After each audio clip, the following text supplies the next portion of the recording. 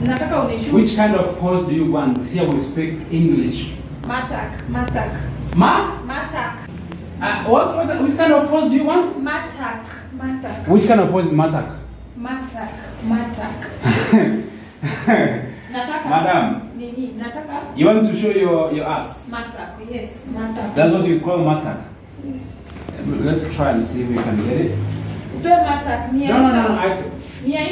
No, that's for a crippled person. You cannot just pose like a crippled person.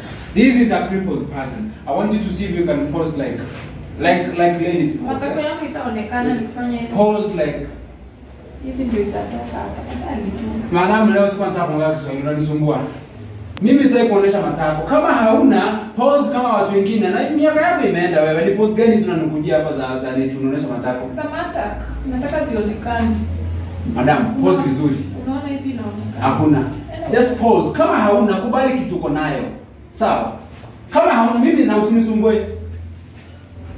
Si basi si uenda kata matako wote hapa. Interview gani wanakupa matako? Wanataka kuona mademo. Sasa kuna nyanyamazana baby band ni wale. Hivi ni kali. Mimi siwezi piga hiyo.